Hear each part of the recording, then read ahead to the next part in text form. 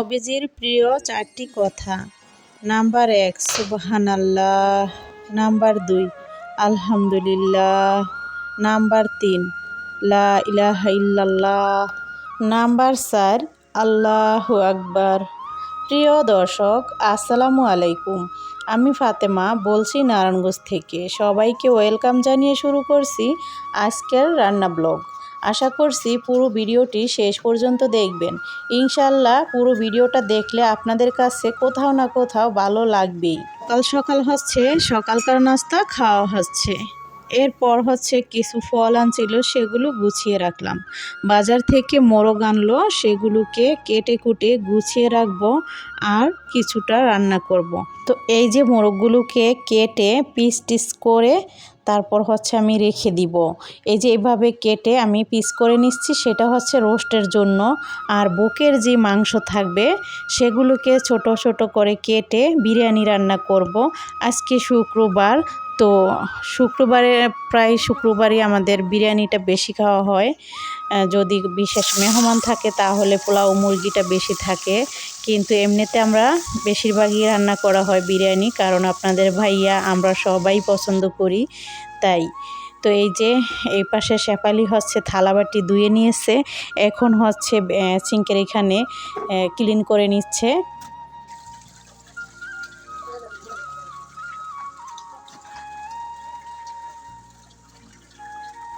তারপর হচ্ছে ফার্নিচারগুলোও মুছে নেবে।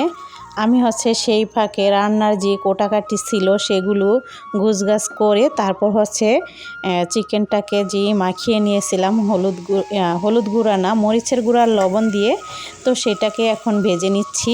একবার ভেজে নিয়েছি, এখন আরও একবার ভেজে নিচ্ছি। আর এটা ছিল কিন্তু পাকিস্তানি মোরগ। তো মাংসটা ভাজা হয়ে যাওয়ার পর সেই তেলেই কিন্তু আমি পেঁয়াজ কুচি দিয়ে দিচ্ছি। আপনারা মনে করতে পারবেন যে কড়াইটাতেই পরিষ্কার না করেই দিয়ে দিচ্ছে, আসলে কোনো সমস্যা হবে না, চিকেনের তো ভেজে নিয়েছি। তো এই যে এখন পেঁয়াজটা হয়ে যাওয়ার পর দিয়ে দিলাম আদা রসুন বাটা, তারপর দিয়ে দিচ্ছি বাদাম বাটা। এরপর এখানে দিয়েছি ধনিয়া গুঁড়া, জিরা গুঁড়া আর লবণ, মরিচ গুঁড়া, ঝালের জন্য লাল মরিচের গুঁড়াটা। এখানে দিলাম গোলমরিচ বাটা। তারপর হচ্ছে নেড়ে নিচ্ছি, আর সাথে আস্ত কাঁচামরিচ দিয়ে দিচ্ছি। রাঁধুনি প্যাকেটের মশলা দিয়ে রান্নাটা করতেছি। তো এই যে আমি এখন প্যাকেটের যে মশলা সেটা দিয়ে দিচ্ছি, আর বাড়তি মশলা তো আমি আগে দিয়ে দিলাম। তারপর দিয়ে দিচ্ছি টমেটো সস, এরপর দিয়ে দিচ্ছি গরুর দুধ। এখানে গরুর যে তরল দুধটা সেটাই কিন্তু দিয়ে দিয়েছি, পানির পরিবর্তে আমি দুধটাই দিব দুবার। তো এই তো এখন কষিয়ে নিয়েছি, তারপর দিয়ে দিচ্ছি টেস্টি সল্ট। এখন দিয়ে দিব পেঁয়াজ বেরেস্তা। আমি কিন্তু অফ ক্যামেরাতে আরও কিছুক্ষণ কষিয়ে নিয়েছিলাম। তারপর হচ্ছে আর একটু কষানো লাগবে, তাই হচ্ছে পানির পরিবর্তে আমি তরল গরুর দুধটাই দিয়ে দিচ্ছি। দেওয়ার পর চুলার আঁচটা কমিয়ে রান্না করতে থাকবো। আর এই পাশের চুলাতে আমি একটি পাতিল বসিয়ে দিয়েছি। এই পাতিলের তেল দিয়ে হচ্ছে আমি পেঁয়াজ বেরেস্তা করে নিয়েছি, তার সাথে আরও কিছু তেল দিয়ে সাথে পেঁয়াজ কুচি, তারপর হচ্ছে গরম মশলা, তেজপাতা এসব দিয়ে আদা রসুন বাটা দিয়ে একটু ভেজে নিলাম। তারপর হচ্ছে ভাজা হয়ে গেলে আমি এখানে পানিটা মেপে দিব। চাল ভেজে পানির পরিমাণটা দিবেন। তো 1 কেজি পোলাওর চাইলে 1.5 কেজি পানি দিবেন। আমি যেই পট দিয়ে হাফ কেজির যে পট সেটা দিয়ে চাল মাপি, সেটা দিয়ে আমি 1.5 পট, 1 কেজির জন্য 1.5 পট পানি নেই। কারণ হচ্ছে এই যে এখানে যে কষানো হয়েছে যে গোশটা, এটাতে কিন্তু ঝোল সুরা তেল থাকে, এই জন্য 4 পট পানি দিতে যাবেন না, তাহলে কিন্তু নরম হয়ে যাবে। তো এখানে আমি একটু লেবুর রস দিয়ে দিচ্ছি। তো এই পাশে এটা আমি এখন ঢাকনা দিয়ে ডেকে রেখে দিব। আর এই তো পানিটা যে দিয়েছি, তো সেটাও কিন্তু বলক এসে গেছে ভালো মতো। বলক আসার পর চালটা দিয়ে দিলাম। চালটাকে আমি দেওয়ার পর এখানে দিয়ে দিব লবণ, আর দিয়ে দিচ্ছি কেওড়া জল, টেস্টি সল্ট, গুঁড়া দুধ, এসব দিয়ে ভালো করে নেড়ে মিশিয়ে নিব। আর চেক করে নিব লবণটা ঠিকঠাক আছে কিনা, এই সময় লবণটা চেক করতে হবে।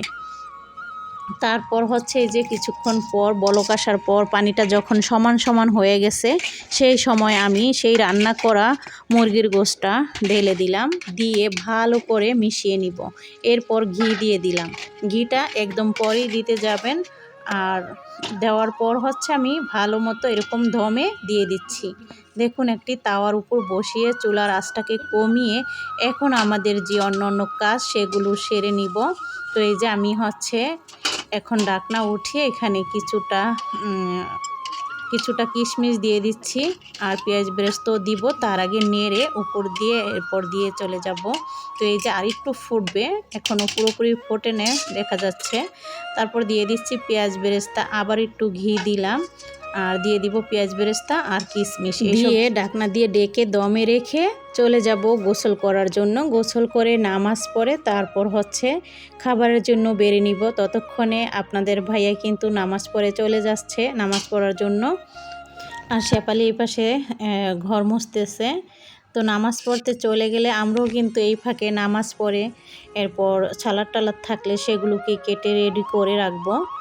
তো এই তো আমার ছেলে যাইতেছে, ইয়ামিন যাইতেছে, তারপর আপনাদের ভাইয়া চলে গেল আর নামাজ পড়াও হয়ে গেছে, তারাও চলে আসবে। এই সময়টাতে আমি এই যে ভেড়ে নিয়েছি আর দেখুন কাছ থেকে দেখিয়ে দিচ্ছি কতটা সুন্দর ফুটেছে। দেখলেই কিন্তু বোঝা যাচ্ছে যে না সব দিকে ফুটেছে, ফোটা চাল দেখলেই বোঝা যায়। আর অনেকটা সুন্দর এবং খেতে অনেক সুস্বাদু হয়েছে। বাসায় একজন গেস্ট নিয়ে আসছে আপনার ভাইয়া, তো তাকেও খাওয়ালাম। তাদেরকে খাইয়ে পরে আমরা খাওয়া দাওয়া করব।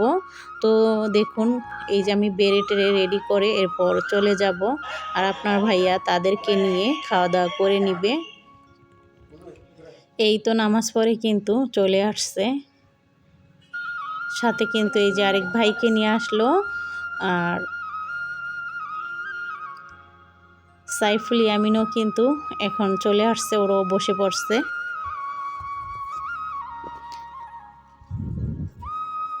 তো তাদেরকে খাইয়ে তারপর হচ্ছে আমরা মা মেয়ে আবার খেয়ে নিয়েছিলাম।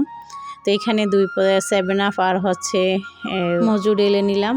2 ভাইয়ের জন্য মজু ঢেলে দিয়েছি আর আপনাদের ভাইয়াদের জন্য হচ্ছে 7 আপ ঢেলে দিয়েছি। তারপর হচ্ছে বিকেলের দিকে এই যে এটা হচ্ছে আমাদের এলাকার যে মার্কেট পাগলা মার্কেট, সেইখানে কিছু কেনাকাটা আছে টুকিটাকি। তো সেখান থেকে কিছু কিনে কাটে নিয়ে আসলাম। আর সাইফুলের জন্য বিশেষ করে গিয়েছিলাম হচ্ছে ওর প্যান্ট পিস আর হচ্ছে স্কুল ড্রেসের জন্য, মানে স্কুল ড্রেসের প্যান্ট পিস আর শার্ট পিস আনার জন্য। আর ইয়ামিনের জন্য এই যে এরকম অনেক ধরনের রং, পেন্সিল, কাঠার এইসব আর কি। তো অনেক দিন ধরে স্কুলের যে রং তারপর হচ্ছে পেন্সিল এর বাইরে ও হচ্ছে এগুলো দেখে আর কি চাইতেছিল। তো এই যে এখন ওর জন্য সেগুলো আনা হয়েছে। আর এই যে সাইফুলের প্যান্ট শার্ট, কসমেটিকও আনা হয়েছে, অনেকগুলো কসমেটিক্স আনা হয়েছে। সাইফুলের জন্য একটা খাতাও নিয়ে আসছি। আর এই যে কসমেটিক্সগুলো হচ্ছে ব্যাগে। আর এই যে ইয়ামিনের জন্য যা যা আনছি সেগুলো দেখতে অনেক ভালো লাগতেছে, কালারফুল। এই জন্য আমার মেয়ে হচ্ছে সেগুলোকে এক এক করে আমাকে বলতেছে দেও বের করে। তো এই যে দেখানো হচ্ছে, আপনাদের সাথেও শেয়ার করে ফেলতেছি। তো এই যে এরকম আগে লিপস্টিক থাকতো, আমরা ছোটোবেলায় এরকম লিপস্টিক দিতাম, এখন রাবার সেই সিস্টেমে করেছে। তো আমি একটার পর একটা দেখিয়ে দিচ্ছি কতটা কালার। এই হচ্ছে ওর রাবার আর কি।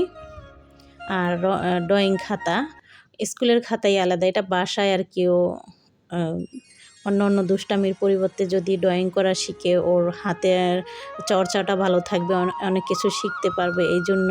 আর এগুলো পেয়ে ও সুন্দর মতো ড্রয়িং করে খেলে দুলে কিন্তু ওর মনটা ভালো থাকবে। ওর বাবা মাকে ছেড়ে কিন্তু আমাদের সাথে থাকে, তো ও যাতে যেভাবে ভালো থাকে সেই চেষ্টাই করি আমরা, ওকে যতটুকু বিনোদন দেওয়ার চেষ্টা করি, হাসি খুশি রাখার চেষ্টা করি।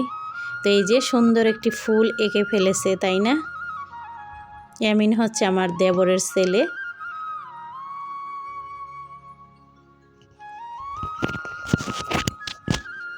তো তো দেখুন আমাদের শিউলিও কিন্তু ওর সাথে বাচ্চা হয়ে গেছে, ওরও হয়েছে রং করতে ইচ্ছে করতেছে, তো ওর নাম লিখে দিচ্ছে।